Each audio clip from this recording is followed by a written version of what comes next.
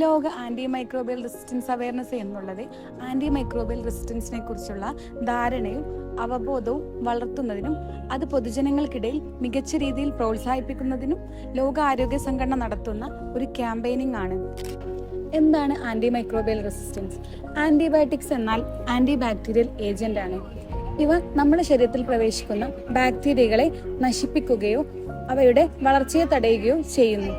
ഈ ആന്റിബയോട്ടിക്സിന്റെ അനിയന്ത്രിതമായ ഉപയോഗം ബാക്ടീരിയകൾക്ക് ജനറ്റിക് വേരിയേഷൻ സംഭവിക്കുകയും അവ മരുന്നുകളോട് കൃത്യമായ രീതിയിൽ പ്രതികരിക്കാതിരിക്കുകയും ചെയ്യുന്നതാണ്.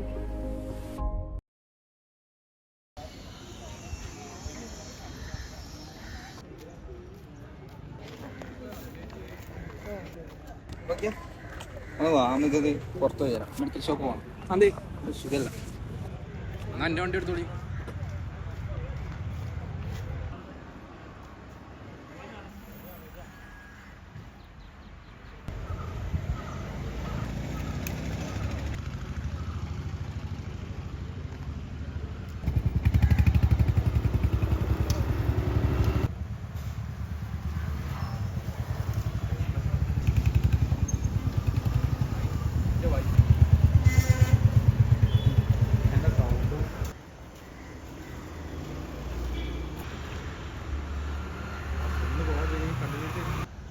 താത്ത രണ്ടാം ചിത്രം അയച്ചു.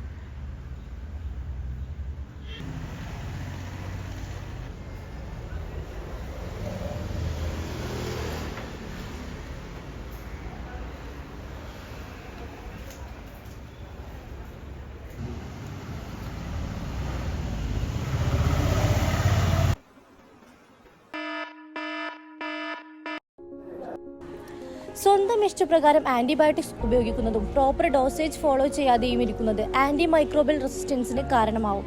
ഇതിൻ്റെ ഫലമായി പിന്നീട് എപ്പോഴെങ്കിലും ഒരു ബാക്ടീരിയൽ ഇൻഫെക്ഷൻ വന്നു കഴിഞ്ഞാൽ ഈ ആൻറ്റിബയോട്ടിക്സ് ഫലിക്കാതെ വരികയും ചില സന്ദർഭങ്ങളിൽ ഒന്നിലധികം ആൻറ്റിബയോട്ടിക്സിനെ ചേർക്കുന്ന മൾട്ടി ഡ്രഗ് റെസിസ്റ്റന്റ് ബാക്ടീരിയ അഥവാ സൂപ്പർ ബഗിന്റെ ഫോർമേഷന് കാരണമാവുകയും ചെയ്യും.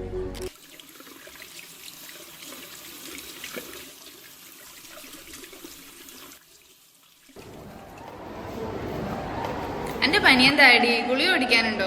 ഇപ്പൊ സുഖമുണ്ട്. ഞാൻ 2 ദിവസം കുടിച്ച് നിർത്തി.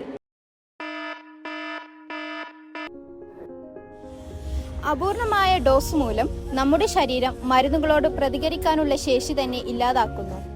ഡോക്ടേഴ്സിന്റെ നിർദ്ദേശം കൃത്യമായി ഫോളോ ചെയ്യുകയാണെങ്കിൽ അത് നമ്മുടെ ശരീരത്തിന് ഗുണം ചെയ്യും. മിക്ക സിറ്റുവേഷൻസിലും ആന്റിബയോട്ടിക് ഒരു കോഴ്സായി എടുക്കേണ്ടതുണ്ട്.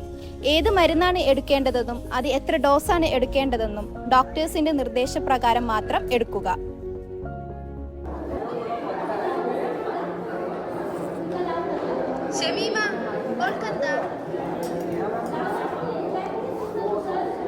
എന്താ പറ്റിയേ?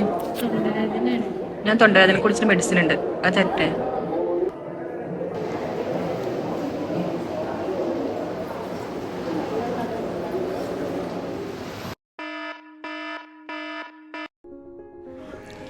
ഓരോ വ്യക്തിയും അവരവരുടെ അവസ്ഥയ്ക്ക് പരിഹാരം കാണുന്ന ശരിയായ ആൻറ്റിബയോട്ടിക്സ് ആണ് ഉപയോഗിക്കേണ്ടത്.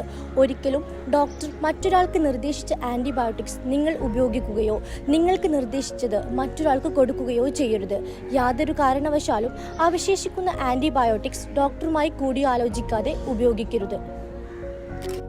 ഇത്തരത്തിൽ നമ്മൾ ആന്റിബയോട്ടിക്സുകൾ ഓവർ യൂസ് ചെയ്തു കഴിഞ്ഞാൽ നിലവിൽ നമ്മൾ ഉപയോഗിച്ചു കൊണ്ടിരിക്കുന്ന ഫസ്റ്റ് ജനറേഷൻ ആന്റിബയോട്ടിക്സ് അഥവാ 1ാം നിര മരുന്നുകളോടുള്ള നമ്മുടെ ശരീരത്തിന്റെ പ്രതികരണ ശേഷി കുറയുകയും സെക്കൻഡ് ജനറേഷൻ ആന്റിബയോട്ടിക്സ് എടുക്കേണ്ടി വരികയും ചെയ്യും.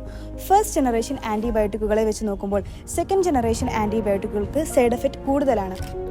ഇനി സെക്കൻഡ് ജനറേഷൻ ആന്റിബയോട്ടിക്കുകളും നമ്മുടെ ശരീരത്തിൽ പ്രതികരിക്കാതിരുന്നു കഴിഞ്ഞാൽ നമ്മൾ തേർഡ് ജനറേഷൻ ആന്റിബയോട്ടിക്കുകൾ എടുക്കേണ്ടി വരും.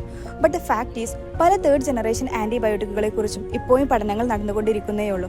സോ ഇനിയും നമ്മൾ ആന്റിബയോട്ടിക്കുകൾ ഇതുപോലെ ഓവർ യൂസ് ചെയ്ത് കഴിഞ്ഞാൽ അത് നമ്മുടെ ആരോഗ്യത്തിനും ജീവനും എന്തിനേറെ പറയുന്നു മാനവരാശിയുടെ നിലനിൽപ്പിന് തന്നെ വെല്ലുവിളിയായേക്കാം. പഠനങ്ങൾ അനുസരിച്ച് കൃത്യമായ നടപടികൾ സ്വീകരിച്ചില്ലെങ്കിൽ പ്രതിവർഷം 10 ദശലക്ഷം മരണമെങ്കിലും ആന്റി മൈക്രോബിയൽ റെസിസ്റ്റൻസ് കാരണം ഉണ്ടായേക്കാം. So be careful.